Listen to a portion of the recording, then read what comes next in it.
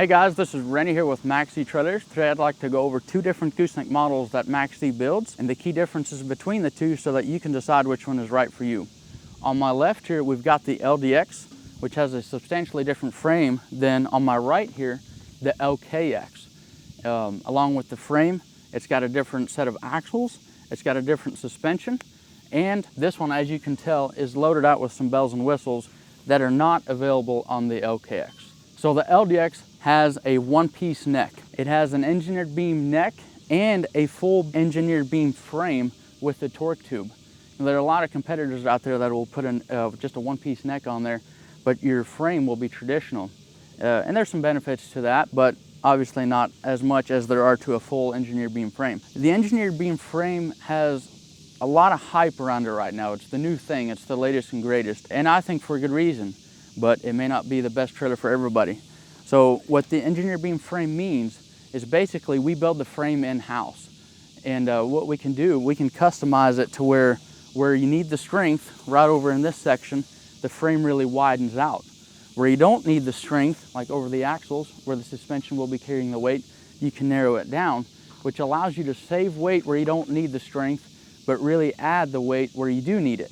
So huge plus there. This one's got some toolboxes, the hydraulic jacks, some things that are not available on the LKX. The LDX comes standard with the HDSS suspension, which is just a really nice, heavy-duty, durable setup. So the big differences in this and the regular slipper spring suspension that we'll see in the LKX is it's got torsion arms that allow you to adjust it. If your trailer ever starts to dog track, you can realign it and you'll be going straight down the road again. The other difference is the leaf springs are much heavier in this setup and they've got a lot less wear and tear items. So several years down the road, you won't have as much downtime. You don't need to spend as much in maintenance either. It's about a $900 option. To me, it's worth it, but is it to you? The other thing that the LDX comes standard with, all 2026 year models and newer, they all come with Dexter grease axles. We've done a video on why we've decided to put grease axles on all of our tandem duals. Why we think it's better, check it out and let us know if you agree. This one specifically is set up with the Dexter electric over hydraulic disc brake 15,000 pound rated axles. These axles come standard with a 17.5-inch rim wrapped in a 215 16 ply tire, and this is a dual tire setup, so super heavy duty. This trailer, this suspension, axle, wheel, and tire combo, it'll handle all the abuse that you throw at it. Just a well-built trailer. So to review the LKX, you'll notice right off the bat, this does not have a one-piece neck. This is your traditional tried and true I-beam frame gooseneck trailer. The LKX comes with a 12-inch, 19-pound I-beam frame with a torque tube. So not as nice, doesn't look as nice, not quite as light as the engineered beam frame, but this is tried and true. This is the way we've been building them for 20 years now. Works very well. You'll notice it does not have your hydraulic jacks. It is not optional on the LKX. The LKX was designed to be you don't want the flashiest trailer, you want something that's reliable and a little bit more cost effective than the LDX. This is it. So you'll notice this trailer does not have a camber in it. This is just a straight I-beam frame with I-beam cross members. Super heavy duty built, but is not as flashy as the LDX engineered beam frame. This one does not have the HDSS suspension like the LDX did. This has your traditional slipper spring suspension. It's not quite as heavy duty as the HDSS, but for your 10 and 12K axle setup, it's plenty fine. Down the road, several years down the road, you will have some bushings that go out. You may need to replace a slipper spring that you may not have to do with the HDSS, but it's, again, the old tried and true model.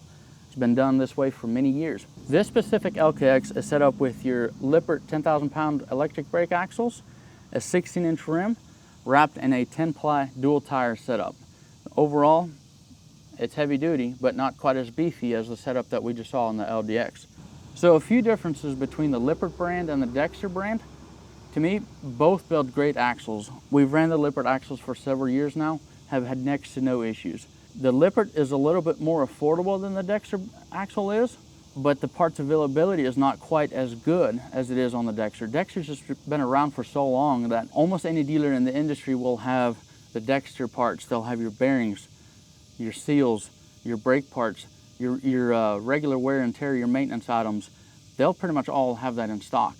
Lippert has been a bigger name in the industry for the past 3 or 4 years, and so they're gaining some traction as far as parts availability goes.